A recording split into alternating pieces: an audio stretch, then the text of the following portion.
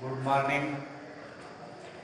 ग्रीष्मावकाश के बाद रसायन विज्ञान का यह पहला लेक्चर है।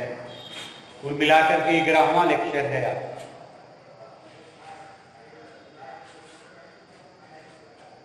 अब जो हमारी आज की टॉपिक है पी ब्लॉक के तत्व। आप जानते हैं कि पूरे आवर्त सारणी को 4 ब्लॉकों में विभक्त किया गया है। S block, P block, D block और एस तो एस ब्लॉक के विषय में आपने अध्ययन कर चुका है कक्षा 11 में। अब हम पी ब्लॉक के तत्वों के विषय में अध्ययन करेंगे। पी ब्लॉक का तत्व 15वां वर्ग, 16वां, 17वां, 18वां या कहें 13वां, 14वां, 15वां, 16वां, 17वां, 18वां बोरान से लेकर नियान एक हमारे पी ब्लॉक के तत्व। अब पी ब्लॉक के तत्व ने क्यों करते हैं? क्योंकि इलेक्ट्रॉनिक विन्यास लिखें और अंतिम इलेक्ट्रॉन पी उपकोष यानी पी कक्षक में प्रवेश कर जाए तो उसे हम कहते हैं पी ब्लॉक के तत्व। जैसे लेके बोरान, बोरान है तो बोरान का परमाणु क्रमांक क्या है हमारा? 5। 1s2 2s2 2p।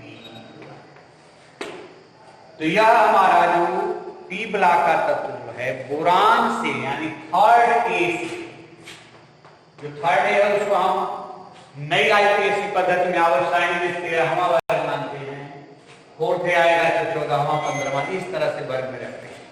तो हम पी ब्लॉक के तत्वों के विषय में अध्ययन करेंगे।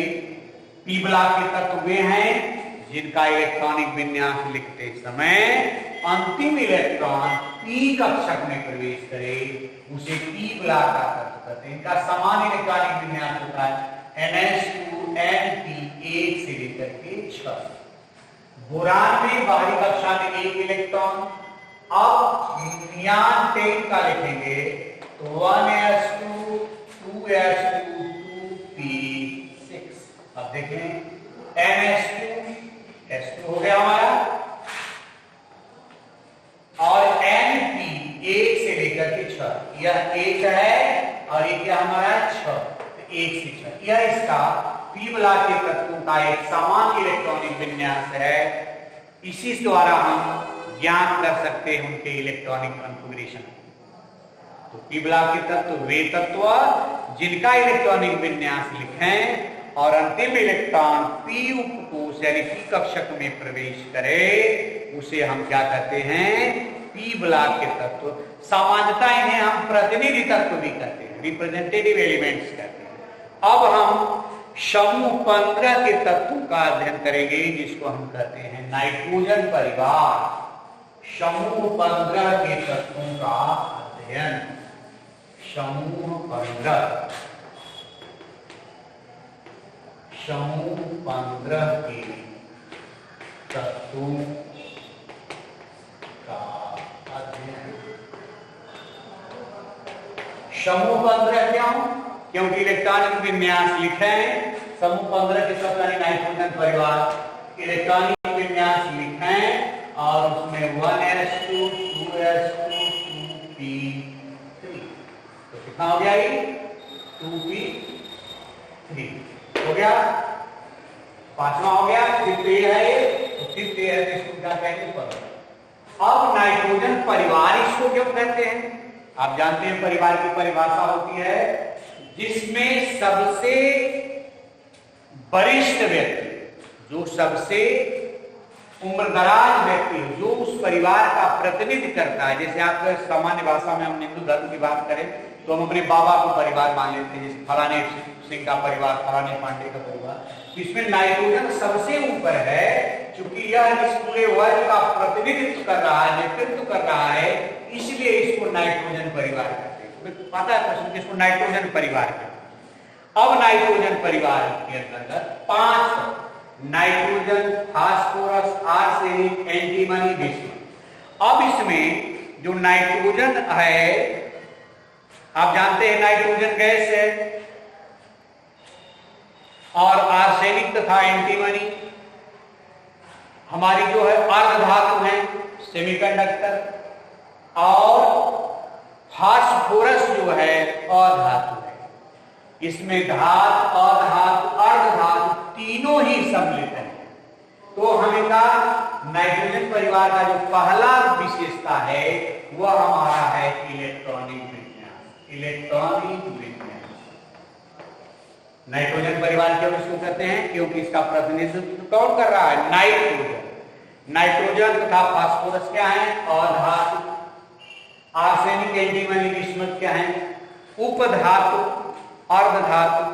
बिस्मथ हमारा क्या है? ये बिस्मथ धातु, समय धातु। नाइट्रोजन और फास्फोरस हमारा क्या है? अधातु। और आर्सेनिक और एंटीमनी हमारी जो है, जिसको हम कहते हैं अर्धधातु। अर्धधातु और अर्धधातु तीनों इसमें सम्मिलित हैं नाइट्रोजन परिवार। तो पहला इसका जो है इलेक्ट्रॉनिक विन्यास, आप देखेंगे इलेक्ट्रॉनिक विन्यास लिखेंगे तो अंतिम इलेक्ट्रॉन इसका क्या हो जाएगा? इसका सामान्य इलेक्ट्रॉनिक विन्यास होता है NH2NP3। नाइट्रोजन परिवार का सामान्य इलेक्ट्रॉनिक विन्यास NH2NP3। जैसे लिख लें नाइट्रोजन का 1s2 2s2 2p6 no 2p3। Phosphorus 1s2 2s2 2p6 3s2 3p3। Arsenic 1s2 2s2 2p6 3s2 3p6 4s2 3d10 5 4s 3d10 4s2 4p3 10 15 10 10 20 30 51 1s2 2s2 2p6 3s2 3p6 3d10 4s2 4p6 4d10 5s2 5p6। Bismuth 85 1s2 2s2 2p6 3s2 3p6 3d10 4s2 4p6 4d10 4f 15 14 5s2 5p6 5d10 6s2। अब हम देखेंगे कि इनके electronic विन्यास में सबसे बाहरी कक्षा में देखो 5 इलेक्ट्रॉन, 5 एक कितना 5 एक कितना 5 एक कितना 5 एक कितना 5। तो इनको हम नाइट्रोजन परिवार यानी 15वें ठीक ए वर्ग में है, इसलिए इसको हम नाइट्रोजन परिवार कहते हैं और 15वें समूह में रखा गया है। नाइट्रोजन और फास्फोरस क्या हमारी अधातु हैं, आर्सेनिक एंटीमनी उपधातु हैं, और बिस्मथ क्या हमारी है? धातु है। अब इसकी एक विशेषता तो हो गई इसका इलेक्ट्रॉनिक विन्यास, इसके कुछ और गुण होते हैं। 5th नाइट्रोजन परिवार के तत्वों के कुछ गुण हैं जिनको हम बारी बारी से अध्ययन करेंगे। पहला है उसकी भौतिक अवस्था।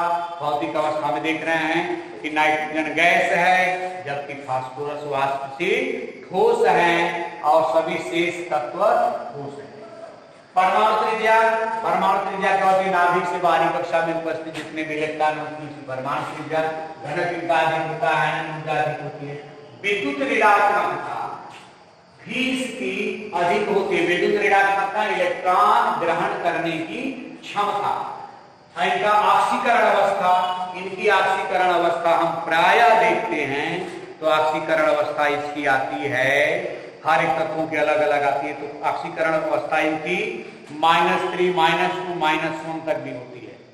-3 -2 -1 0 1 2 3 ये भी हो सकती है इसकी ऑक्सीकरण अवस्था। तो जैसा तत्व रहेगा उसकी ऑक्सीकरण अवस्था निकालेंगे। जैसे मान लीजिए NH3 में निकालना है तो यहाँ पे कितना हो गया ऑक्सीकरण अवस्था? X + 3 = 0, X = -3 आ गया। यहाँ पे इसकी -3 आ गई।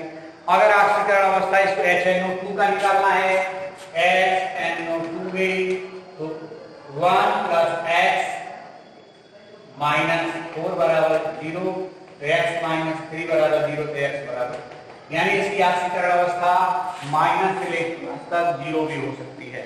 अब इसकी ऑक्सीकरण अवस्था शून्य कब होगी? अगर यह गैसीय अवस्था में है, मुक्त अवस्था में, तो आप जानते हैं कि इसकी ऑक्सीकरण अवस्था क्या होती है? शून्य। अब इसकी सबसे बड़ी विशेषता है कि इस वर्ग के तत्व अपरूपता भी प्रदर्शित करते हैं। कैसा क्या करते हैं? अपरूपता। जैसे अभी हम जानते थे कार्बन के 2 हीरा और ग्रेफाइट, तो इसमें फास्फोरस के भी कई अपरूप होते हैं। अब फास्फोरस के अपरूप आप जानते हैं, इनकी जो संरचना के कारण इनमें अपरूपता पाई जाती है, धात्विक पीला, अल्फा एंटीमनी और एंटीमनी। तो इसमें हम जो अपरूपता की बात करेंगे तो हम फास्फोरस की अपरूपता की बात करेंगे। इसके बाद इसके जो हैं और गुण आते हैं, उसके विषय में हम बाद में अध्ययन करेंगे। बहुत बहुत धन्यवाद। चलिए, ये हमारा पी ब्लॉक का तत्व है। अगली टॉपिक में आपकी अपरूपता के विशेष चर्चा होगी।